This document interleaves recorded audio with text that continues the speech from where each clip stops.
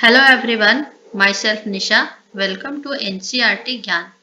आज की क्लास में हम क्लास 6 की सिविक्स की एनसीईआरटी शुरू कर रहे हैं और यह मेरा पहला क्लास है जिसमें हम लोग चैप्टर 1 विविधता की समझ अंडरस्टैंडिंग ऑफ डाइवर्सिटी ये चैप्टर का नाम है जिसे हम लोग पढ़ेंगे।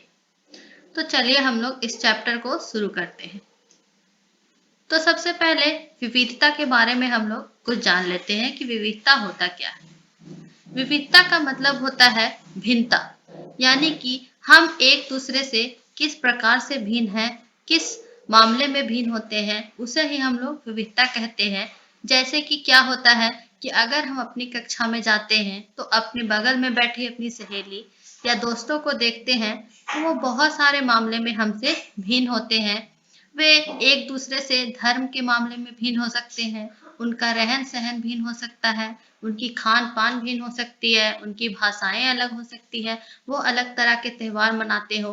इस तरह के मामले में वो बहुत तरीके से हमारे से वो भिन्न हो सकते हैं।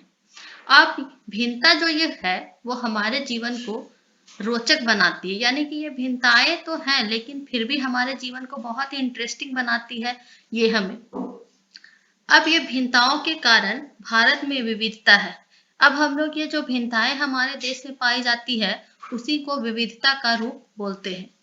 अब यहाँ पे हम लोगों को बहुत सारे क्वेश्चन दिए गए हैं, जैसे कि विविधता या अनेकता हमारे जीवन को किस तरह बेहतर बनाती है, तो ये हम लोग जानेंगे। भारत इतनी विविधताओं वाला देश कैसे बना, ये जानेंगे।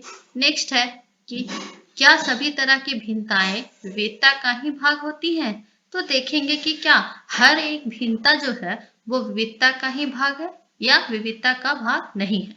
ये हम लोग इस पाठ में पढ़ेंगे। यहाँ पे आप लोगों को 3 चित्र दिख रहा है जिसमें 3 बच्चे को बोला गया था कि 3 वो अलग अलग तरीके से अपने अपने सोच के हिसाब से इंसान का चित्र बनाए।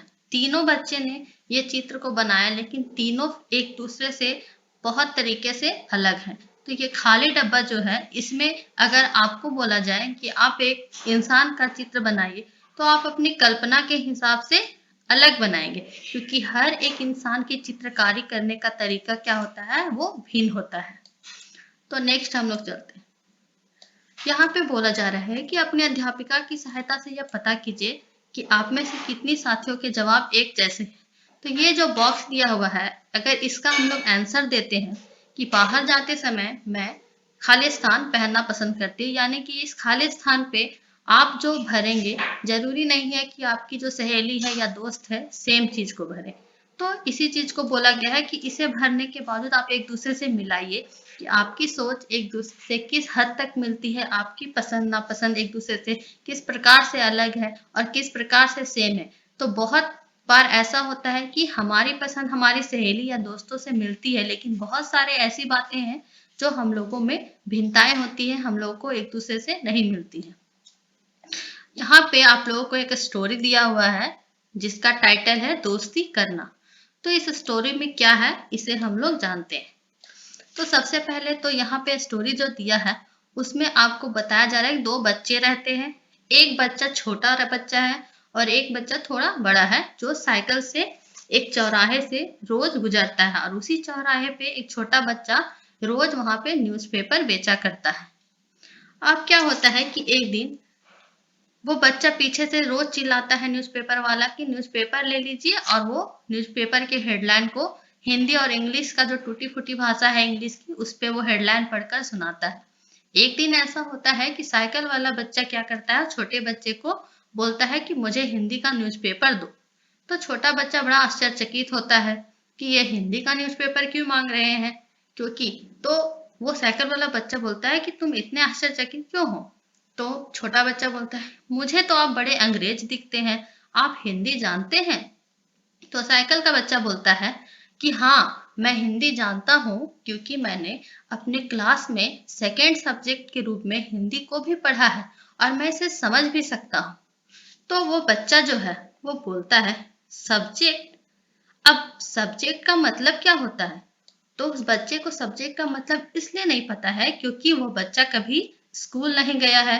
तो जब कोई बच्चा स्कूल नहीं जाएगा और उसके समय इतना इंग्लिश का वर्ड सब्जेक्ट बोल दिया जाएगा तो वो बच्चा समझ नहीं पाता है, इसलिए उसे भी, छोटे बच्चे को समझ में नहीं आता है कि आखिर ये सब्जेक्ट का मतलब क्या है।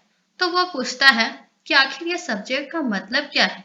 तो जैसे ही साइकिल वाला बच्चा कुछ बोलने के लिए आगे बढ़ता है, तैसे ही क्या होती है, हरी बत्ती जल जाती। यानी कि दोनों जहां मिलते हैं वो एक ट्रैफिक लाइट का एरिया होता है। तो हरी बत्ती जैसे ही जलती है तो साइकिल वाला बच्चा क्या करता है, आगे बढ़ जाता है। अब नेक्स्ट डे फिर उस बच्चे से मुलाकात करता है, छोटे बच्चे से। तो फिर से वो बच्चा क्या पूछता है कि सब्जेक्ट क्या होता है। वह बोला कि वह कुछ होता है, कुछ पढ़ाई लिखाई से संबंधित। और तभी क्या होती है, बत्ती लाल हो चुकी होती है तो उसे कुछ समय और मिल जाता है। फिर तो वो दोनों एक दूसरे से बात करने लगते हैं। तो वो पूछता है तुम कहाँ से हो, क्या करते हो, तुम ये काम कब से कर रहे हो। तो ये सारी बातें क्या है, साइकिल वाला बच्चा छोटे बच्चे से पूछता है। तो वो बच्चा अपना क्या बताता है कि मैं तो ये काम बहुत छोटे समय से ही कर रहा हूँ, जब मैं बहुत छोटा था उसी टाइम से। और पहले मेरे काम में मेरी माँ भी मेरे साथ आया करती थी।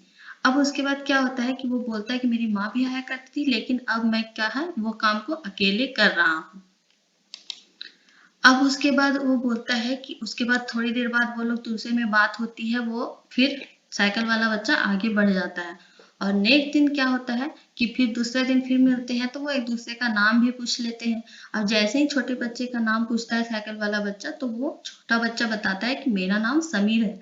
तो साइकिल वाला बच्चा जो है वो थोड़ा सोचता है कि समीर इसका नाम है। अब ये क्यों सोचता है, क्योंकि उस बच्चे का नाम भी, साइकिल वाले बच्चे का नाम भी समीर था। अब दोनों एक दूसरे से बात कर लेते हैं, एक दूसरे का नाम पूछकर। फिर दोनों थोड़ी बहुत बातें करते हैं और वो फिर साइकिल वाला बच्चा चला जाता है। अब नेक्स्ट डे जब साइकिल वाला बच्चा आता है तो क्या पूछता है, अब वो दोनों एक दूसरे को बोलते हैं कि समीर का तुमको, साइकिल वाला बच्चा छोटे बच्चे से पूछता है कि समीर का मतलब तुमको पता है। तो समीर का मतलब हवा, पवन। और पवन पुत्र कौन है जानते हो, हनुमान। तो वो बताता है कि पवन पुत्र कौन होते हैं, हनुमान होते हैं। तो बोलता है अब तुम समीर 1 हो गए और मैं समीर 2 हो गया। यानी कि समीर 1 तुम और समीर 2 मैं। तो उसने खूब खुश होते हुए कहा हाँ ठीक है। अब वो बच्चा बहुत खुश हुआ और बोला ठीक है, कोई, हम समीर 1 हो गए, समीर 2। इस बात से वो बच्चा बहुत खुश हुआ। मैंने जवाब दिया और अपना हाथ आगे बढ़ाया, हाथ मिलाओ समीर 2। अब साइकिल वाला बच्चा जो है वो समीर 2 से क्या करता है, हाथ मिलाता है और फिर वो आगे बढ़ जाता है। और अगले दिन जब वो मिलता है तो वो बच्चे की चेहरे पे वो मुस्कुराहट नहीं होती है जो उसे पहले देखने को मिलती है। अब वो साइकिल वाला बच्चा सोचता है कि आखिर यह मुस्कुराहट खो क्यों गई है। तो जब वो उससे बात करता है तो देखता है कि मेरठ में बड़ी गड़बड़ हो गई है, वो बोलता है। और वहां पे दंगे बहुत हो गए हैं, बहुत लोग मारे गए हैं। और जैसे ही वो यह बात बोलता है तो न्यूज़पेपर के भी हेडलाइन में यही बातें रहती है कि सांप्रदायिक वहां पे दंगे हो चुके हैं। अब सांप्रदायिक जो दंगे हैं, यानी कि जब एक ग्रुप दूसरे ग्रुप में के साथ झगड़ने लगता है, इससे बहुत सारी स्थितियां वहां पे खराब हो जाती है, एक दूसरे को मारने लगती है, वहां की स्थिति बहुत ही भयानक हो जाती है। उसी को सांप्रदायिक दंगे बोलते हैं। और लेकिन क्या हुआ, समीर, मैंने शुरू ही किया था, यानी कि साइकिल वाला बच्चा कुछ बोलना ही चाह रहा था तो वो छोटा बच्चा तुरंत बोल देता है कि मैं मुस्लिम समीर हूँ और मेरे सभी लोग मेरठ में हैं। तो और उसकी आंखें क्या बोलते हुए क्या होती है, छोटा बच्चा का आंख जो है वो भर जाता है। और जब मैंने उसके कंधे पर, जो साइकिल वाला बच्चा है उसके कंधे पे हाथ रखता है, और तब भी उसकी नजर जो है वो ऊपर नहीं होती है। अब देखिए यहाँ पे एक छोटा सा वर्क दिया हुआ है कि समीर 1 और समीर 2 में कोई 3 अंतर लिखिए। क्या ये अंतर उन्हें दोस्त बनने से रोक पाए। अब यहाँ पे बोला गया है कि समीर 1 और समीर 2 में बहुत सारे अंतर थे, उनको यहाँ पे आपको लिखना है। और क्या ये अंतर के बावजूद वो दोनों दोस्त बने या उनमें दोस्ती नहीं हुई, क्या ये दोनों अंतर उनके दोस्ती के बीच में आ रहे थे। तो ये सारी बातें हम लोग को यहाँ पे जानने के लिए मिलेगी। अगले दिन वह चौराहे पर नहीं था। अब साइकिल वाला बच्चा देखता है कि अगले दिन वो चौराहे पे नहीं था, ना उसके अगले दिन, ना ही फिर आगे कभी। और वह कभी भी उस चौराहे पर फिर उसे नहीं दिखा। अंग्रेजी या हिंदी का कोई अखबार मुझे नहीं बता सकता कि मेरा समीर 2 आखिर कहाँ गया। अब उनको कोई भी नहीं, कुछ भी उसको जानकारी नहीं है साइकिल वाले बच्चे को, आखिर वो छोटा बच्चा चला कहाँ गया। अब नेक्स्ट क्या होता है देखिए स्टोरी में। अब यहाँ पे तो स्टोरी आपकी क्या होती है, खत्म होती है, वो बताना बंद करता है।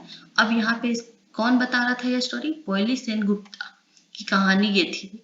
अब जहाँ समीर एक को, उसमें अंतर क्या था वो हम लोग देखते हैं। जहाँ समीर एक को अंग्रेजी ज्यादा अच्छी आती थी, वहीं समीर दो हिंदी बोलता था। यानी जो साइकिल वाला बच्चा था उसको अंग्रेजी बहुत अच्छे से आता था, और वहीं पे जो छोटा बच्चा था उसको हिंदी बोलना आता था। हालांकि दोनों की भाषाएं अलग थी।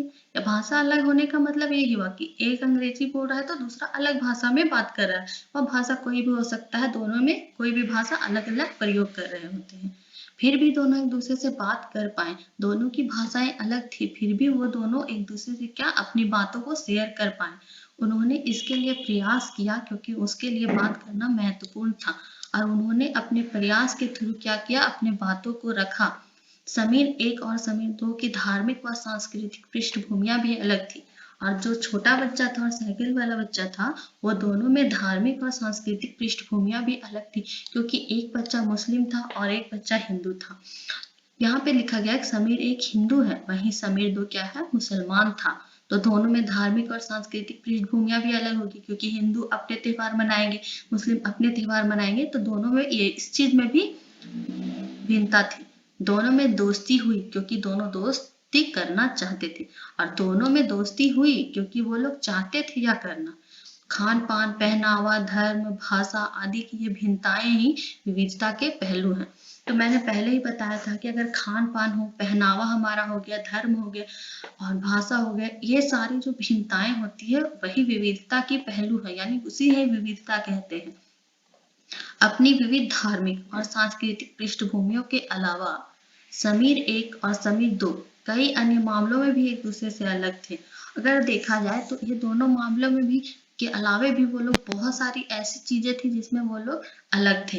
यानी कि वो मेरठ का रहने वाला था, वो यहाँ का स्थायी निवासी नहीं था, वो मेरठ से आया हुआ था। ये भी एक आप लोगों को अंतर दिख रहा होगा। और वो न्यूज़पेपर पढ़ता था, प्लस वो न्यूज़पेपर वो बेचने का काम करता था, और ये पढ़ाई करता था। ये भी बहुत अंतर दिखने के लिए आप लोग को यहाँ मिलेगा। अब यहाँ पे एक छोटा सा वर्क यहाँ भी है कि उन त्योहारों की सूची बनाइए जो हो सकता है कि समीर एक और समीर दो मनाते हो। अब यहाँ पे त्योहार आप लोग को बताना है, समीर एक क्या त्योहार मना सकता है, समीर दो क्या त्योहार मना सकता है। जो हम लोग पहले जाने कि समीर एक, जैसे समीर एक हिंदू था, समीर दो मुसलमान था, उसके आधार पे आप लोग त्योहार का यहाँ पे डिवीजन कर सकते हैं कि क्या क्या त्योहार दोनों मना सकते हैं। क्या आप ऐसी किसी परिस्थिति के बारे में सोच सकती हैं जब आपने उससे दोस्ती की जो आपसे बहुत अलग हो? इसका वर्णन एक कहानी के रूप में कीजिए। तो आप लोग भी अपने आप में अपने थ्रू एक कहानी बना सकते हैं, जैसा कहानी हम लोगों ने यहाँ पढ़ा कि क्या आपके लाइफ में कोई आपके ऐसे दोस्त या आपके कोई सहेली या कोई फ्रेंड है जो आप लोगों से अलग दिखते हो और आप लोगों में दोस्ती हो गई हो? तो उसके ऊपर आप लोग अपने बारे में भी कहानी लिख सकते हैं। चलिए आगे देखते हैं क्या। अब यहाँ दिया गया है, उदाहरण के लिए समीर एक ने स्कूल में पढ़ाई की थी जबकि समीर दो अखबार बेचता था। तो मैंने बताया ये बात को आप लोगों को।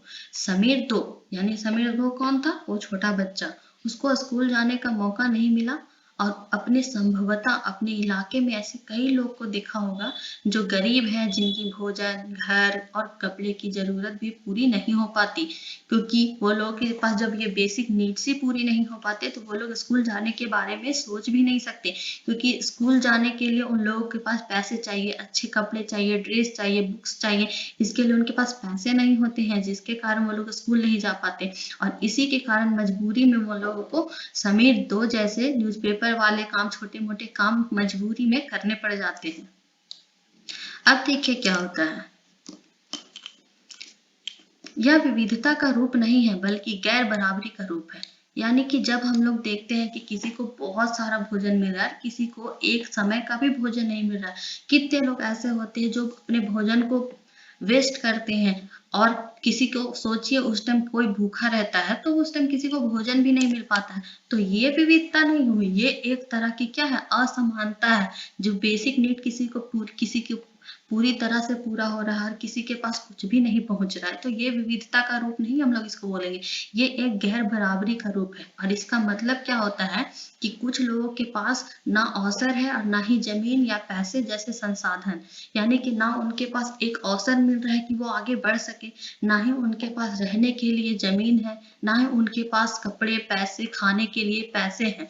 और दूसरे के पास क्या है, दूसरे के पास सारे कुछ है। इसलिए गरीबी और अमीरी विविधता का रूप हम लोग नहीं कहेंगे। और एक गरीब इंसान और एक अमीर, इस बात पे हम लोग विविधता को डिफाइन नहीं कर सकते हैं कि वह अमीर है और मैं गरीब हूं, तो ये एक विविधता का रूप है। ये एक असमानता है, ये एक अवसर की कमी है, जिसके कारण हम लोग इसको विविधता का रूप नहीं दे सकते हैं। यह लोगों के बीच मौजूद असमानता यानी गैर बराबरी है। जाति व्यवस्था असमानता का एक और उदाहरण है। और जाति के आधार पर भी हम लोग बोलते हैं कि मैं ये जाति का हूँ, मैं वो जाति का हूँ, अगला दूसरी जाति का है, तो ये भी असमानता का एक बात हुआ, ये भी विविधता की बातें नहीं हुई। इस व्यवस्था में समाज को अलग अलग समूहों में बांटा गया है। इस बंटवारे का आधार था कि लोग किस किस तरह का काम करते हैं, लोग किस जाति में पैदा होते थे, उसे बदल नहीं सकते। जैसे कि जब हम लोग जाति व्यवस्था की बात करें तो इसमें लोगों को किस आधार पे बांटा जाता है, तो जाति के आधार पे बांट दिया जाता है कि वो लोग किस तरह का काम करते हैं, वो इस जाति के हो गए। जैसे कि पहले से डिफाइन कर दिया गया था कि अगर है जूता सिलने का काम है तो वो महार जाति के लोग ही करेंगे, कपड़ा धोने का काम है तो वो धोबी जाति के लोग ही करेंगे। तो इस तरह का डेफिनेशन पहले से सेट कर दिया गया था कि वो जो जात की है वही जाति के जो पूर्वजों के द्वारा काम बनाया गया है उसी को करेंगे, उसे वो चाह कर भी वो बदल नहीं सकते। और इसी के आधार पर उनको अलग अलग समूहों में बांट दिया गया था कि आप जिस जाति के हैं आप उसी जाति के जो काम है वो करेंगे। इसके उदाहरण हम लोग देखते हैं। तो अगर आप कुम्हार के घर में पैदा होते हैं, तो अगर आप मान लीजिए कि कुम्हार के घर में पैदा होते हैं तो आपकी जाति क्या कहलाएगी, कुम्हार कहलाएगी। आप अगर धोबी के घर में पैदा होते हैं तो आपकी जाति क्या कहलाएगी, धोबी कहलाएगी। आप अगर ब्राह्मण के घर में पैदा होते हैं तो आपकी जाति क्या कहलाएगी, ब्राह्मण कहलाएगी। और आप अगर राजपूत की जाति में पैदा होते हैं तो आपकी जाति राजपूत कहलाएगी।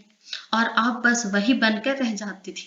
मतलब कि अगर आप निचली जाति, पहले बोला जाता था कि निचली जाति के लोग हैं तो आप वही काम करेंगे, ऊंची जाति के लोग हैं तो ऊंची जाति के लोग भी वही काम करेंगे जो ऊंची जाति के लिए बना गया है।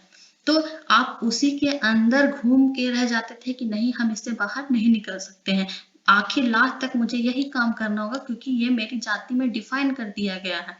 कोई व्यक्ति जाति से जुड़ा अपना पेशा भी नहीं बदल सकता था। और पहले क्या था कि कोई भी व्यक्ति अगर जाति में पैदा हो गया तो उसी जाति के काम को उसको मजबूरन करना पड़ता था, आगे लेकर बढ़ना पड़ता था। अभी तो बहुत सारी चीजें चेंज हो गई हैं, अभी सभी लोग एजुकेटेड हो गए हैं, सभी लोग अब अलग अलग क्षेत्रों में काम कर रहे हैं। अभी बहुत हद तक क्या हुआ है, जाति बैरियर नहीं है। इसलिए उस ज्ञान के अलावा किसी अन्य ज्ञान के अलावा इसलिए उस ज्ञान के अलावा किसी अन्य ज्ञान को हासिल करना जरूरी नहीं समझा जाता था। और उस समय समझा जाता था कि नहीं, अपनी जाति में पैदा हो गए हैं, उस काम को जान लिए, उसके अलावा हमें और कुछ भी जानने की आवश्यकता नहीं है। इससे गैर बराबरी पैदा हुई और इससे क्या हो गया, धीरे धीरे ये चीज बढ़ती गई और एक समय ऐसा आया कि ऊंची जाति और नीची जाति में लोग डिवीजन करने लगे और उसमें गैर बराबरी पैदा होने लगी। इस बारे में अगले पाठों में पढ़ेंगे, यानी कि ये गैर बराबरी की जो बातें हैं उसको हम लोग नेक्स्ट चैप्टर में बहुत अच्छे से दिया हुआ है, उसमें हम लोग पढ़ेंगे। अब चलिए देखते हैं विविधता हमारे जीवन को कैसे समृद्ध करती है। अब यहाँ से मेन चैप्टर शुरू हो जाता है। ये तो आप कहानी के थ्रू मेन विविधता के बारे में जाने, मेन उसमें क्या डिफाइन किया जाता है, विविधता को क्या डिफाइन नहीं कर सकते, ये सारी बातों को हम लोग समझे। अब यहाँ से शुरू होता है हमारा मेन पोर्शन, विविधता हमारे जीवन को कैसे समृद्ध करती है, यानी कि विविधता जो है वो हमारे जीवन को कैसे एक बेहतर बनाती है, उसके बारे में हम लोग पढ़ेंगे। तो जैसे समीर एक और समीर दो दोस्त बने, ठीक वैसे ही आपकी भी सहेलियां हों जो आपसे बहुत अलग होंगी। आपने शायद उनके घर में अलग तरह का खाना खाया होगा, उनके साथ अलग त्योहार मनाए होंगे, उनके कपड़े पहनकर देखे होंगे और थोड़ी बहुत उनकी भाषा भी सीखी होगी। यानी कि हम लोग जैसे समीर एक और समीर दो की कहानी पढ़े, उसी तरह हम लोग भी अपने फ्रेंड्स के घर जाते हैं, उनके घर में हमें कुछ अलग भोजन मिलता है, उनके पहनावे भी कुछ अलग हो सकते हैं, उनकी भाषाएं भी अलग हो सकती है। तो कभी कभी क्या करता है, हम लोग उसको इंजॉय करते हैं कि वाह इसका क्या कल्चर है, हम लोग को भी थोड़ा बहुत इसमें इंजॉयमेंट आता है और हम लोग भी उसे ट्राई करते हैं। तो इसी चीज के बारे में यहाँ पे बोला गया है। आपको शायद तरह तरह के जानवर, रानियों, साहसिक घटनाओं या भूतों की कहानियां पसंद होगी। संभव है कि वो आपको खुद कहानी बनाना भी पसंद होगा। इसमें बोला जा रहा है कि आपको ऐसा भी हो सकता है कि आपको बहुत सारी भूत प्रेत की कहानी पसंद होगी, आपको अलग अलग स्टोरी बनाना पसंद होगा। एक अच्छी कहानी पढ़ने से हमेशा खुशी मिलती है। अगर हम एक अच्छी स्टोरी पढ़ रहे हैं तो अंदर से हमें अच्छी फीलिंग आती है और हमें अंदर से खुशी होता है। अगर हम भूत की स्टोरी मान लीजिए पढ़ते हैं तो हम लोग को कहीं ना कहीं डर थोड़ा बहुत आता है कि अंदर से डर लगता है, लेकिन हम अगर खुशी की कहानी पढ़ेंगे तो हम लोग अपने आप को खुशी से रिलेट करने लगते हैं। गम की कहानी पढ़ेंगे तो हम लोग एक दूसरे को गम से रिलेट करें, दुखी हो जाते हैं तुरंत से। उसको पढ़कर और ज्यादा कहानियां बनाने के लिए नए नए विचार मिलते हैं। अगर हम अलग अलग तरह की कहानियां पढ़ते हैं तो फिर अगर हम कोई स्टोरी बनाते हैं तो हम लोग कुछ ना कुछ सारे स्टोरी से सीखते हैं और उससे हम लोग क्या करते हैं, एक नए विचार को भी जन्म देते हैं। जो लोग कहानियां लिखते हैं वे विभिन्न स्रोतों, किताबों, वास्तविक जीवन और कल्पना से प्रेरणा लेते हैं। और जनरली हम लोग देखते हैं कि जो लोग भी कहानियां लिखने का कार्य करते हैं वे लोग अलग अलग किताबों से, वह अपने रियल जिंदगी से जो हम लोग जी रहे हैं, वह अपनी इमेजिनेशन से वो एक प्रेरणा लेते हैं और उसी के आधार पर वो लोग अपने स्टोरी को भी लिखते हैं। कुछ लोग जंगल में जानवरों के नजदीक गए और उन्होंने जानवरों की दोस्ती और लड़ाइयों के बारे में कहानियां लिख दी। कुछ लोग क्या करते थे, जंगल में रहते थे तो वो लोग देखे कि जानवर के नजदीक रहने से उनमें क्या हुआ, जानवर में दोस्ती कैसे होती है, उनमें लड़ाइयाँ कैसे होती है, वो लोग उस चीज को नजदीक से देख रहे थे, वो लोग जी रहे थे। तो उसके बारे में क्या किया, वो लोग स्टोरी लिख दिए। कुछ अन्य लोगों ने राजा रानियों के बारे में भी लिखा, उनके प्यार के बारे में लिखा कि वो लोग राजा रानी कैसे रहते थे, क्या करते थे। समान के किस्से लिखे, कुछ ने अपने बचपन की यादों में गोते लगाया, कुछ लोग अपने बचपन के एक्सपीरियंस से भी क्या किया, कुछ सीख कर अपनी उसको एक कहानी का रूप दे दिया। यदि और स्कूल और दोस्तों की मधुर यादों से निकलकर कुछ साहस की कहानियां लिखे, अपने दोस्तों के बारे में, अपनी सहेलियों के बारे में जाने और उनमें से कुछ हम लोग उनके बारे में जो उनमें साहसीपन था उनके बारे में भी हम लोग लिख देते हैं। कल्पना कीजिए, अब यहाँ बोल रहा है कल्पना करने के लिए कि जिसकी कहानियां आपने सुनी या पढ़ी है। ऐसा हुआ होगा कि आपने कभी कोई कहानी पढ़ी होगी या तो सुनी होगी। उन सभी कहानीकारों उन सभी कहानीकारों की बात यहाँ की जा रही है।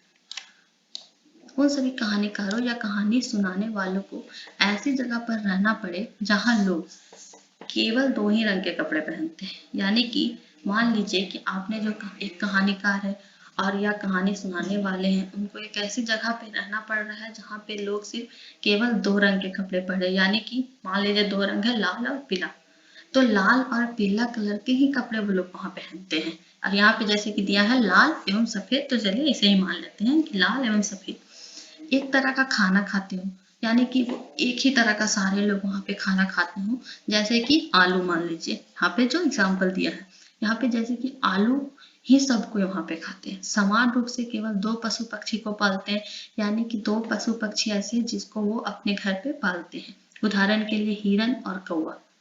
केवल सांप सीढ़ी का खेल खेलते हैं अपने एंजॉयमेंट के लिए, यानी कि वो लोग खेल में सांप सीढ़ी का सिर्फ खेल करते हैं, यानी कि सारे लोग सांप सीढ़ी का ही खेल खेलते हैं और इंटरटेनमेंट करते हैं।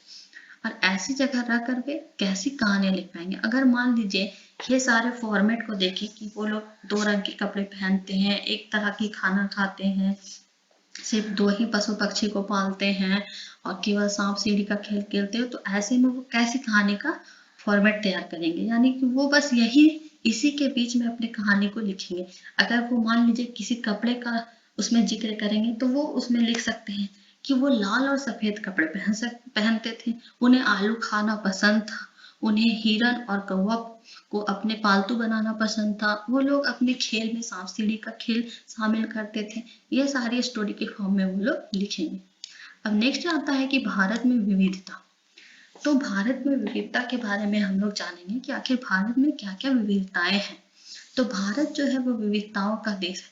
हमारा जो भारत है उसमें सबसे ज्यादा आपको विविधता देखने के लिए मिलेगी। यहाँ पे सभी तरह के धर्म के लोग आपको देखने के लिए मिल जाएंगे। सभी तरह के आप लोग को पहनावा सबका अलग है, सबकी खान पान अलग है, सबका रहना सब चीज आप लोग को यहाँ पे अलग मिलेगा।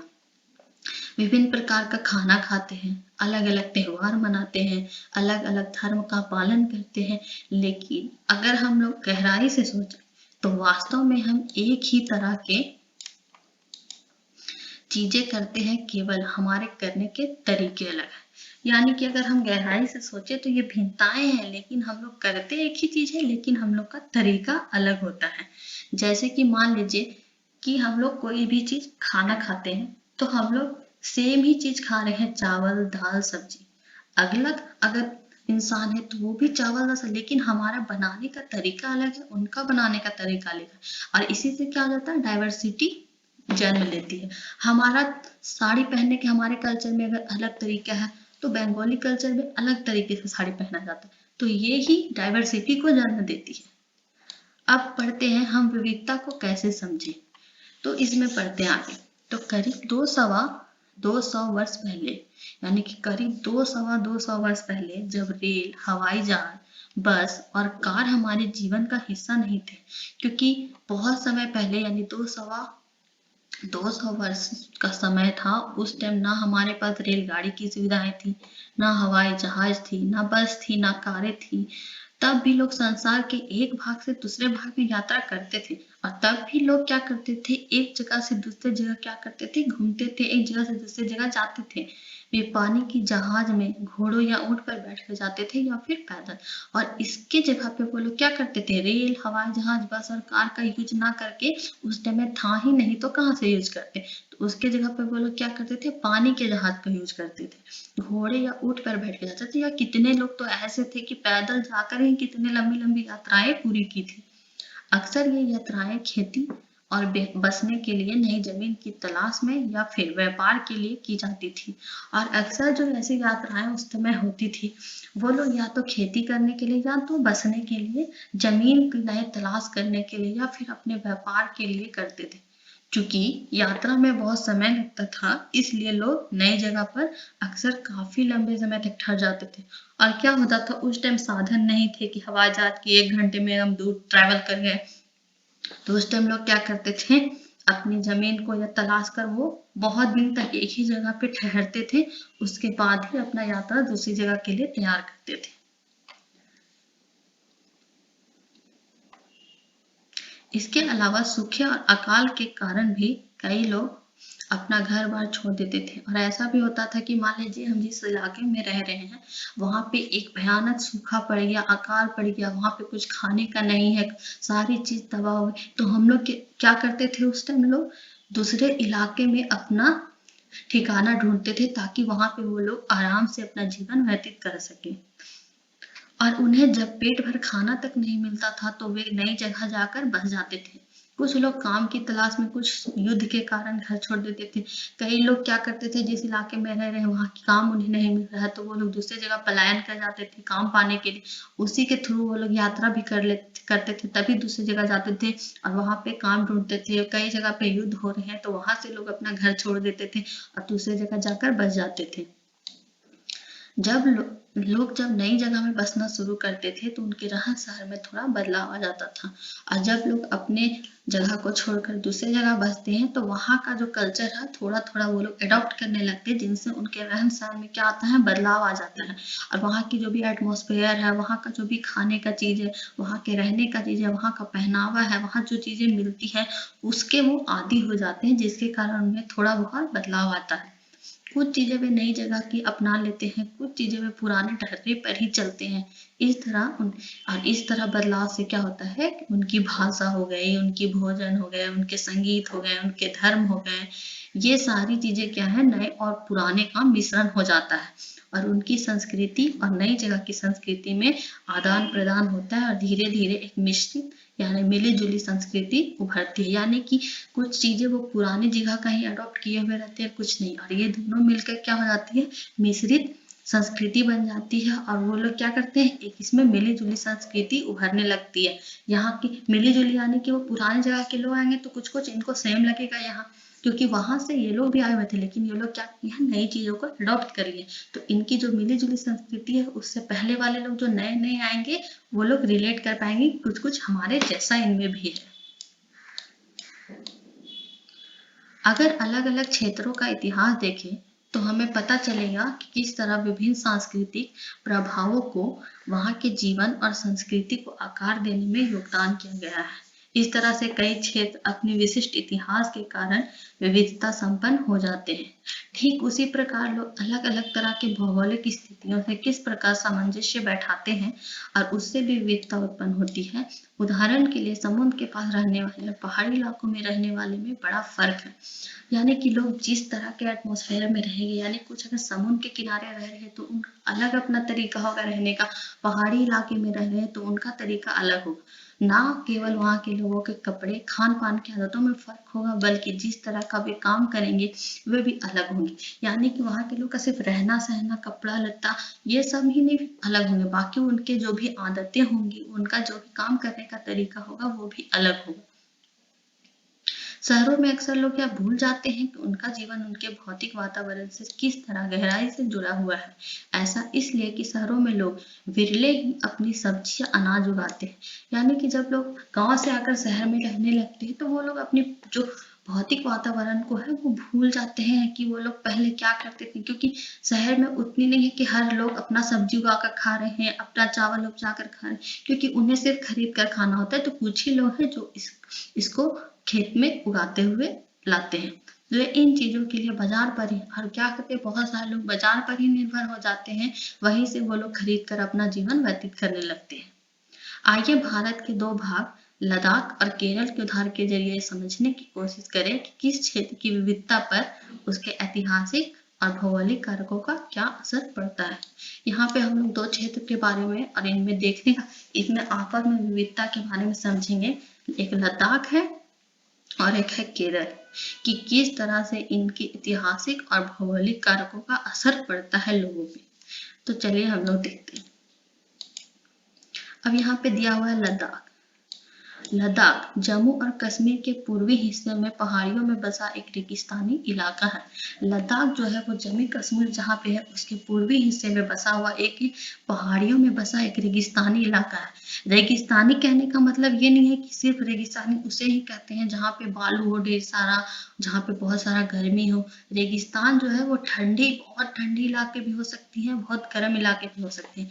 तो लद्दाख जो हमारा वो ठंडा रेगिस्तान है।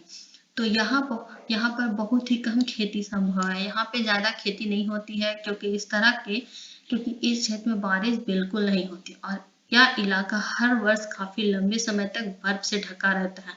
या मैंने बोला ना कि रेगिस्तान कहने का मतलब है कि ठंडा भी हो सकता है, वो बहुत हद तक गर्म भी। तो ये ठंडा रेगिस्तान है। इसके कारण यहाँ पे क्या होता है कि बारिश तो बहुत कम होती है, प्लस यहाँ का इलाका जो है वो पूरा बर्फीला है और यहाँ पे पेड़ वगैरह भी बहुत कम है। पीने के पानी के लिए लोग गर्मी के महीने में पिघलने वाली जो बर्फ होती है उस पर ही निर्भर करते हैं। यानी कि जो गर्मी के टाइम में जो थोड़ा बहुत बर्फ पिघलता है उसी को लोग पीते हैं पानी के रूप में। यहाँ के लोग एक खास किस्म की बकरी पालते हैं और यहाँ के जो लद्दाख के लोग हैं एक खास किस्म की बकरी को पालते हैं। और उस बकरी का क्या काम होता है देखिए, जिससे पश्मीना ऊन मिलता है। यानी बकरी जो पालते हैं उसी से हम लोग को एक ऊन का नाम है पश्मीना ऊन, वो हम लोग को मिलता है। यह ऊन कीमती है और यह ऊन जो है वो बहुत महंगा होता है। और यह पश्मीना शॉल, और इस ऊन से क्या होता है, पश्मीना नाम की शॉल बनाई जाती है जो भी वो भी बहुत महंगी होती है। क्योंकि जब हमें ऊन ही महंगा मिल रहा है तो उससे बना जो मटेरियल होगा वो ऑटोमेटिक महंगा ही मिलेगा। लद्दाख के लोग बड़ी सावधानी से इस ऊन को इकट्ठा करके कश्मीर के व्यापारियों को बेच देते हैं। लद्दाख के लोग क्या करते हैं, ये जो बकरी है उनसे जो पश्मीना ऊन मिलती है उसको बहुत सावधानी से कलेक्ट करते हैं और उसे कश्मीर के व्यापारियों के पास बेच देते हैं। मुख्यतः कश्मीर में ही पश्मीना शॉलें बुनी जाती है, और वो जब कश्मीर के पास बेचते हैं तो ये जो शॉल बुनने का कार्य है वो मुख्यतः कश्मीर में ही होता है, क्योंकि लद्दाख के लोग तो सिर्फ ऊन को कलेक्ट करते हैं और बेच किसे देते हैं, कश्मीर के व्यापारियों को। तो वहां बनाने का काम शॉल कश्मीर वाले ही करते हैं। यहाँ के लोग दूध से बने पदार्थ जैसे मक्खन, चीज, खास तरह का छेना बोलते हैं इसे भी, एक मांस खाते हैं। और यहाँ के जो लोग हैं, लद्दाख के लोग, वो दूध से बने मटेरियल, जो भी दूध से बना पदार्थ जैसे कि मक्खन हो गया, चीज, जो आजकल का तो ट्रेंडिंग है चीज, जैसे कि हम लोग पिज्जा बहुत फेमस है, उसमें चीज की वजह से ही लोग ज्यादा उसे पसंद करते हैं। तो आजकल चीज तो पहले के लोग को बोलते तो वो लोग जान भी नहीं पाते कि चीज क्या चीज है, लेकिन अभी चीज क्या चीज है वो सबको पता है। एवं मांस खाते हैं। हर एक परिवार के पास कुछ गाय, बकरी और याक भी होते हैं, यानी कि गाय, बकरी, याक का ये लोग पालते भी हैं, और खाने में वो लोग मक्खन, चीज, मांस वगैरह खाते हैं। रेगिस्तान होने का मतलब नहीं कि व्यापारी यहाँ आने के लिए आकर्षित नहीं हुए, यानी कि रेगिस्तान है तो इसका मतलब यह नहीं कि व्यापारी यहाँ आना पसंद नहीं करते हैं। लद्दाख तो व्यापार के लिए एक अच्छा रास्ता माना गया है, कि लद्दाख जो है वो व्यापार के लिए बहुत अच्छा माना जाता है, क्योंकि यहाँ कई घाटियां हैं जिनसे गुजर कर मध्य एशिया के काफिले उस इलाके में पहुंचते हैं जिसे आज तिब्बत कहते हैं। और यहाँ से ही हम लोग गुजर कर कहाँ, तिब्बत वाले इलाके में पहुंचते हैं। ये काफिले अपने साथ मसाले, कच्चा रेशम, दरिया आदि लेकर चलते हैं। लद्दाख के रास्ते ही बौद्ध धर्म जो है वो तिब्बत पहुंचा था, और लद्दाख के रास्ते ही होते हुए बौद्ध धर्म हमारा कहाँ जाकर पहुंचा था, तिब्बत में, जहाँ पे बौद्ध धर्म बहुत ही फेमस है तिब्बत में। वहां लद्दाख के थ्रू ही वो लोग गए थे तिब्बत में। लद्दाख को छोटा तिब्बत भी कहते हैं, यानी कि लद्दाख को हम लोग एक छोटा तिब्बत कह सकते हैं। करीब 400 साल पहले यहाँ पर लोगों का इस्लाम धर्म से परिचय हुआ था, यानी कि 400 साल पहले, बहुत लंबा समय होता है। यहाँ पे लोग जो थे सबसे पहले इस्लाम धर्म को यहाँ पे जाने। अब यहाँ अच्छी खासी संख्या में मुसलमान रहते हैं, और यहाँ उस समय से लेकर अभी तक देखा जाए तो यहाँ अच्छी संख्या में क्या है, मुसलमानों की आबादी ज्यादा है। लद्दाख में गानों और कविताओं को बहुत ही समृद्ध मौखिक संग्रह भी है। यहाँ पे गाने और कविताओं का भी बहुत अच्छा संग्रह मिलता है। तिब्बत का ग्रंथ केसर सांगा लद्दाख में काफी प्रचलित है, और तिब्बत का एक ग्रंथ है जिसका नाम है केसर सांगा, वो जो है वो लद्दाख में भी काफी प्रचलित हम लोग को दिखेगा, क्योंकि इसे छोटा लद्दाख भी छोटा तिब्बत भी बोला जाता है। उसके स्थानीय रूप को मुसलमान और बौद्ध दोनों ही लोग गाते हैं। और क्या होता है, ये जो केसर सांगा है उसे वहां के लोग जो है, मुसलमान हो या बौद्ध हो, दोनों लोग ही गाते हैं, और उस पर नाटक भी खेलते हैं। अब यहाँ पे केरल के बारे में, लद्दाख के बारे में तो हम बहुत चीज जान लिए, अब केरल के बारे में जानते हैं। केरल भारत के दक्षिण पश्चिम कोने में बसा हुआ राज्य है। अगर आप भारत का नक्शा देखे होंगे तो उसमें सबसे नीचे में जाइएगा तो आपको दक्षिण पश्चिम वाला जो इलाका है, सबसे नीचे कोना पे आपको एकदम करेले की तरह एकदम लंबा इलाका आप लोग को मिलेगा केरल। यह एक तरह समुद्र से घिरा, और एक तरफ से क्या है, ये पूरी तरह से समुद्र से घिरा हुआ है, और दूसरी तरफ क्या है, इसकी पहाड़ी है। और इन पहाड़ियों पर क्या है, अलग अलग तरह के मसाले जैसे कि काली मिर्च, लौंग, इलायची, ये सब उसी पहाड़ियों पे क्या होते हैं, उगाए जाते हैं। इन मसालों के कारण इस क्षेत्र व्यापारियों के लिए बहुत ही आकर्षक बना, और ये जो मसाले की वहां पे जो उपजाया जाता है उसके कारण व्यापारी इसकी ओर आकर्षित होते हैं, क्योंकि यहाँ से उन लोगों को मसाला मिलता है, वो लोग आगे जाके इसका व्यापार कर पाते हैं।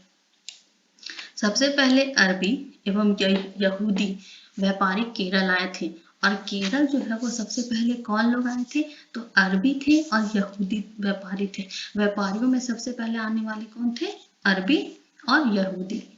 ऐसा माना जाता है कि ईसा मसीह के धर्मदूत संत थॉमस लगभग 2000 साल पहले यहाँ आए थे।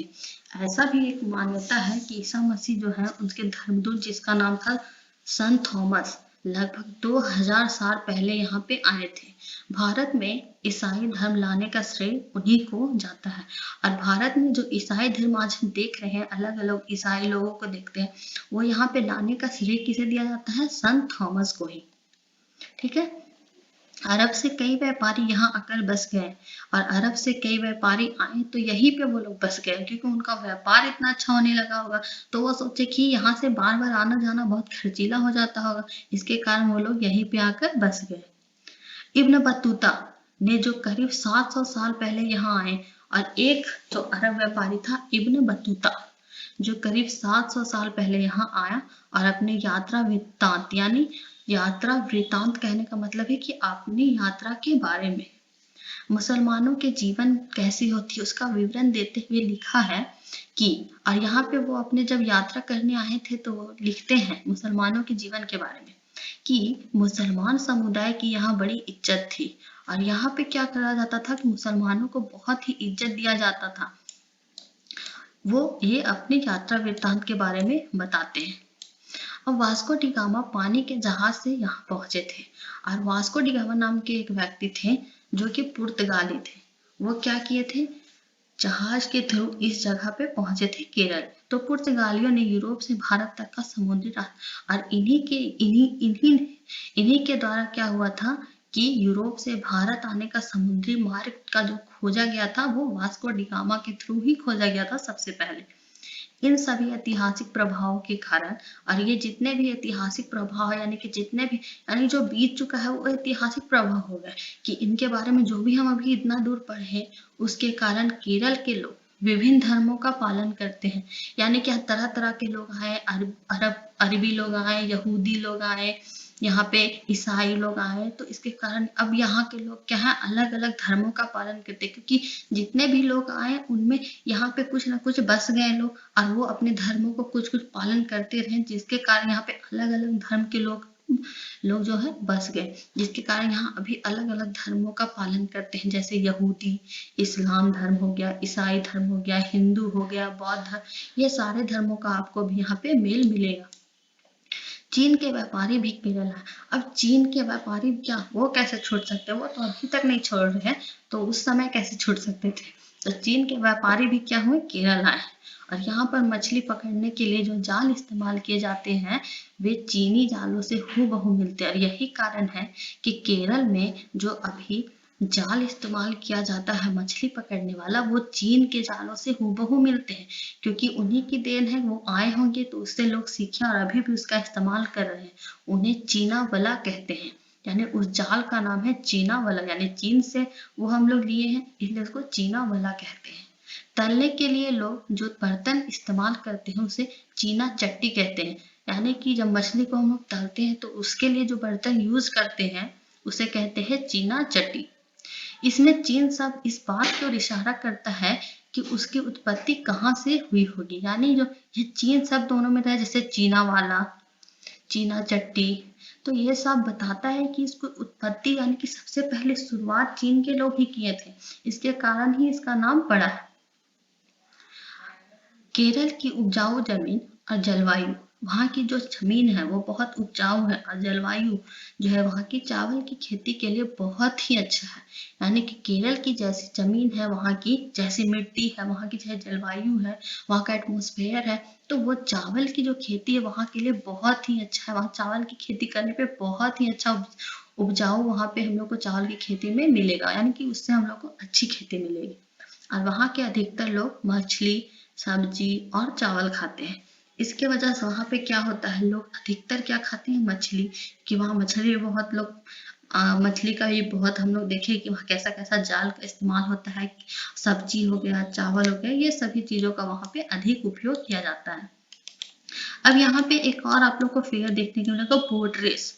ये जो है वो बोट रेस होता है, तो ये कब होता है, तो केरल में एक फेस्टिवल मनाया जाता है ओनम, जिसे हम लोग कहते हैं ओनम फेस्टिवल, और यह जो है एक विशेष आकर्षण होता है जब यहाँ पे नाव प्रतियोगिता होती है, और ये देखने का ही लोग बहुत ही आनंद उठाते हैं, और इसी के कारण ओनम भी बहुत फेमस है केरल में। जहाँ केरल और लद्दाख की भौगोलिक स्थितियाँ एक दूसरे से बिल्कुल अलग है। एक जगह देखें हम लोग, इलाका है जहाँ बहुत ही बर्फीली है, वहाँ पे ज़्यादा कृषि वगैरह नहीं की जाती है, लेकिन वहाँ पे ऊन को लोग जमा करते हैं, पश्मीना शॉल वगैरह के लिए दूसरी जगह बेचते हैं, फिर वहाँ के कश्मीर के लोग वहाँ पे ऊन से शॉल वगैरह बनाते हैं। लेकिन वहीं केरल में भी हम लोग देखते हैं कि हाँ कृषि बहुत अच्छी है, वो भी धान की। यानी कि चावल की खेती बहुत अच्छा होती है। तो बहुत सारे वहाँ पे अंतर हम लोग देखें। जहाँ केरल और लद्दाख की भौगोलिक स्थितियां एक दूसरे से बिल्कुल अलग हैं, वहीं हम यह भी देखते हैं कि दोनों क्षेत्र के इतिहास में एक ही प्रकार के सांस्कृतिक प्रभाव हैं। दोनों ही क्षेत्रों को चीन और अरब से आने वाले व्यापारियों ने प्रभावित किया, यानी कि इनमें कुछ कुछ समानताएं भी है, जैसे कि दोनों जगह पे क्या हुआ है, चीन से व्यापारी आए और अरब से आए, जिसके कारण वहां पे प्रभाव पड़ा। जहाँ केरल की भौगोलिक स्थिति ने मसालों की खेती संभव बनाई, यानी कि जैसे कि केरल में मसाले बहुत होते हैं, बताया मैंने पहाड़ी इलाके पे काली मिर्च वगैरह कितने मसाले को उगाया जाता है। और वहीं लद्दाख की विशेष भौगोलिक स्थिति और ऊन ने व्यापारियों को अपनी ओर खींचा। और जैसा कि केरल में व्यापारी लोग क्यों ज्यादा होते थे, क्योंकि वहां पे मसाले की खेती बहुत अच्छा होती थी। तो वहीं लद्दाख पे व्यापारी लोग क्या होते थे, क्योंकि वहां पे ऊन की बहुत अच्छी क्वालिटी मिलती थी। और इस तरह से हम लोग जानते हैं कि किसी भी क्षेत्र के सांस्कृतिक जीवन का उसके इतिहास और भूगोल से प्राय गहरा रिश्ता होता है। और इससे हम लोग को पता चलता है कि उस क्षेत्र की आज जो स्थिति है, किसी भी क्षेत्र की जो आज की जो स्थिति है, भौगोलिक स्थिति है, वो इतिहास के कुछ पन्नों से क्या गई है, सींची गई है। इतिहास से बहुत चीज है, गहरा संबंध है, जो आज हम लोग को देखने के लिए मिली। क्योंकि उस जमाने में इतिहास में बोला जाए, बीता हुआ समय को ही इतिहास बोलते हैं। तो पहले के समय में आए थे चीनी लोग, और अभी भी केरल में वो उसका जाल हम लोग को, मछली पकड़ने का जो जाल है, वो हम लोग को उसी स्टाइल में हम लोग को दिखता है। तो इतिहास से इसका बहुत ही गहरा संबंध होता है। विविध संस्कृतियों का प्रभाव केवल बीते हुए कल की बात नहीं है। हमारे वर्तमान जीवन का आधार ही काम के लिए एक जगह से दूसरी जगह जाना है। हर एक आदम के साथ, हर एक कदम के साथ हमारे सांस्कृतिक रीति रिवाज और जीने का तरीका धीरे धीरे उस नए क्षेत्र का हिस्सा बन जाते हैं जहां हम पहुंचते हैं। अगर मान लीजिए हम अपने इलाके में रह रहे हैं तो वहां का चीजों को हम लोग अडॉप्ट कर लेते हैं, लेकिन अगर अलग जगह है तो वहां जो हमें अच्छा लगता है, जो कल्चर हमें बहुत पसंद आता है, हम उसके आदी हो जाते हैं, उसे भी फॉलो करने लगते हैं। ठीक उसी तरह अपने पड़ोस में अलग अलग समुदाय के लोग के साथ रहते हैं। जैसे कि हमारे पड़ोस में हो सकता है कि हमारा पड़ोस में रहने वाला मुस्लिम हो, एक तरह हमारे पड़ोस में रहने वाला क्रिश्चियन हो, एक रहने वाला हिंदू हो। तो कोई भी हमारे पड़ोस में भी अलग अलग समुदाय के लोग साथ में रहते हैं। अपने रोजमर्रा के जीवन में हम मिलजुल कर काम करते हैं और एक दूसरे की रीति रिवाज और परंपराओं में घुल मिल जाते हैं।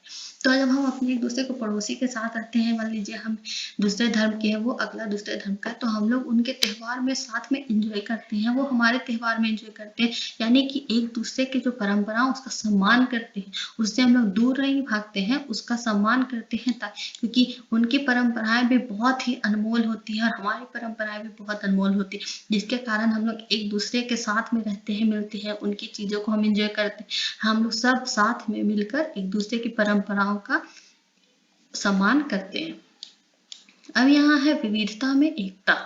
तो अब देखते हैं कि विविधता होते हुए भी हम इतनी एकता कैसे है। यानी कि अलग अलग लोगों के त्यौहार है, अलग अलग भाषा है, फिर भी हम लोग एक साथ जो मिलजुल कर रहते हैं, वही है विविधता में एकता। तो भारत की विविधता या अनेकता को उसी तरह का स्रोत माना गया है। जब अंग्रेजों का भारत में राज था, तो विभिन्न धर्म, भाषा और क्षेत्र की महिलाओं और पुरुषों ने अंग्रेजों के खिलाफ मिलकर लड़ाई लड़ी थी। यानी कि अंग्रेज जब हमारे देश में राज कर रहे थे, उस टाइम क्या हुआ, सभी धर्म के लोग एकजुट हो गए, सभी लोगों ने मिलकर क्या किया, उनके खिलाफ लड़ाई करी, अपनी एकता दिखाई, जिसके कारण उन्हें मजबूरन क्या हुआ, दुम दबाकर भागना पड़ गया था। यही होता है एकता का पावर। भारत के स्वतंत्रता संग्राम में अलग अलग परिवेश के लोग शामिल थे। अब स्वतंत्रता संग्राम जो हमारा हुआ था, उसमें ऐसा जरूरी नहीं है कि एक ही समुदाय के लोग थे, इसमें अलग अलग समुदाय के लोग थे। यहाँ तक कि महिलाएं, पुरुष, बच्चे, बूढ़े सभी लोगों ने अपना सहयोग दिया था। उन्होंने एकजुट होकर आंदोलन किया, इकट्ठे जेल गए और अंग्रेजों का अलग अलग तरीकों से विरोध किया। जब हम लोग को अंग्रेजों को अपने देश से भगाना था, तो अलग अलग तरीके से सभी ने अपना सपोर्ट किया। विद्यार्थी क्या किए, उनके द्वारा बनाए गए स्कूल को छोड़ दिए, किसान खेती करना उनकी जमीन में छोड़ दिए, सब अलग अलग तरीके से कितनों ने अपनी उपाधि वापस लौटा दी थी। तो ये बहुत सारी चीजें की अपने अपने लेवल पे सभी ने अपना सहयोग दिया, तभी जाकर आज हमारा देश आजाद हो पाया। क्योंकि एक सिंगल किसी से भी कोई काम को अगर बड़े पैमाने पे करना है तो वो इम्पॉसिबल है। जब तक सबका साथ नहीं होगा तब तक हम लोग एक बड़े मुकाम को नहीं अचीव कर सकते हैं। अंग्रेजों ने सोचा था कि वे भारत के लोगों में फूट डाल सकते हैं, और अंग्रेज लोग ये भांप लिए थे कि यहाँ के लोगों में अगर फूट डाल दिया जाए, यानी एक धर्म को दूसरे धर्म के लिए, एक ग्रुप को दूसरे ग्रुप के लिए भड़का दिया जाए, तो क्या होता है, हम उन लोग यहाँ के लोगों पे राज कर सकते हैं। क्योंकि उस समय भी बहुत अलग अलग विविधताएं थी, अलग अलग धर्म के लोग रहते थे, और इस तरह उनका राज चल पाएगा, वो ऐसा सोचते थे। मगर लोगों ने दिखला दिया कि वे एक दूसरे से चाहे कितने भी भिन्न हो, अंग्रेजों के खिलाफ लड़ी जाने वाली लड़ाइयों में वे सब एक थे। लेकिन अंग्रेजों की जो सोच थी उसको पलट दिया, और उन लोग दिखा दिए कि नहीं, हम लोग कितने भी अलग हैं, हम लोग की भाषाएं अलग है, हमारा खान पान अलग है, लेकिन ये देश हमारा एक है। तो हम लोग सभी एकजुट हो गए और अपने देश के लिए हम लोग लगे। तो हम लोग धर्म जाति अपने जो भी थी उसको किनारे रखा, और हम लोगों ने अपने देश के प्रति एकता दिखाई, और अंग्रेजों के खिलाफ खड़े होकर लड़ाई करे और उनको अपने देश से निकाल दिए। अब यहाँ पे एक पोयम आप लोग को दिया है कि दीन खूब के हमारे प्यारे ना भूल जाना, खुशियों में अपनी हम पर आंसू बहा के जाना, सयाद ने हमारे चुन चुन के फूल तोड़े, वीरान इस चमन में कोई गुल खिला के जाना, दीन खून के हमारे। गोली खा के सोए जलिया बाग में हम, सुनी पड़ी कब्र पर दिया जला के जाना, दीन खून के हमारे। हिंदू और मुस्लिम की होती है आज होली, बहते हैं एक रंग में दामन भिगो के जाना, दीन खून के हमारे। कुछ जेल में पड़े हैं, कुछ कब्र में गड़े हैं, दो बूंद आंसू मुझ पर प्यारे बहा के जाना, दीन खून के हमारे। भारतीय जन नाट्य संघ इप्टा के द्वारा ये कविता को लिखी गई है आजादी पे ही।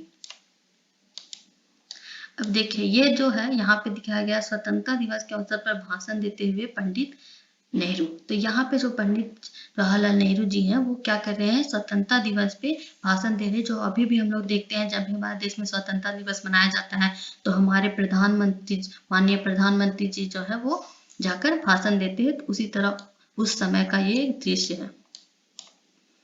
यह गीत जो हम लोग ऊपर में पढ़े, यह गीत अमृतसर में हुए जलियांवाला बाग हत्याकांड के बाद गाया गया था। और ये जो गीत लिखा हुआ है वो जलियांवाला बाग जब हत्याकांड हुआ था। और जलियांवाला बाग हत्याकांड कब हुआ था, किसी किसे पता है? तो ये जो 13 अप्रैल 1919 को हुआ था पंजाब में। तो ये उसी समय उसी पे ये एक गाना गीत जो है वो लिखा गया था। इस हत्याकांड में एक ब्रिटिश जनरल थे, उन्होंने क्या किया था, शांति प्रिय निहत्थे लोगों पे खुले आम गोलियां, डलहौजी जिनका नाम था, वो लोग क्या किए थे कि एक सभा हो रही थी, वो लोग निहत्थे यानी कि बिना औजार के वो लोग अपनी बातों को वहां पे रखने के लिए, एक दूसरे से बातचीत करने के लिए एक सभा कर रहे थे। तो वो क्या किए, निहत्थे उनपे क्या की, गोलियां चलवा दी थी, जो बाग में इकट्ठे होकर सभा कर रहे थे उन लोगों पे। इनमें कौन कौन थे, महिलाएं थी, बहुत सारे पुरुष थे, हिंदू थे, मुस्लिम थे, सिख थे, यानी अलग अलग धर्म के भी लोग थे, महिलाएं पुरुष सभी लोग एक जगह इकट्ठे होकर अपनी सभा कर रहे थे। और यहाँ पे बहुत सारे लोग थे जो अंग्रेजों की पक्षपातपूर्ण नीति का विरोध करने के लिए जमा हुए थे। यानी कि शांतिपूर्ण तरीके से क्या कहते, अंग्रेज जो थे वो उल्टे पुल्टे जो नियम बना देते थे उनके विरोध करने के लिए वो लोग क्या के यहाँ पे एक सभा कर रहे थे।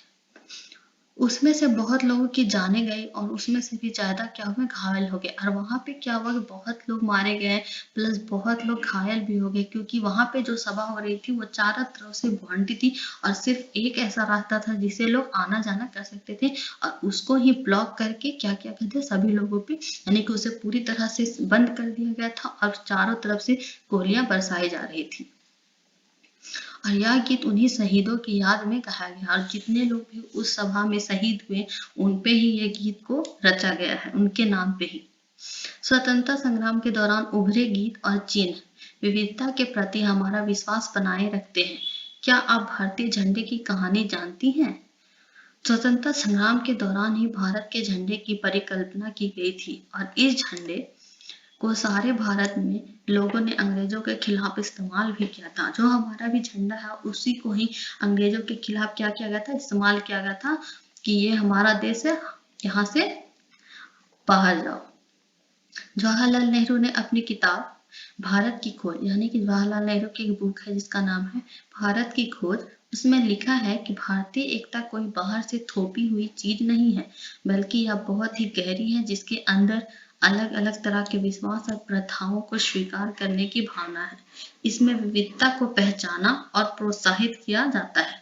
यह नेहरू ही थे जिन्होंने भारत की विविधता का वर्णन करते हुए अनेकता में एकता का विचार हमें दिया।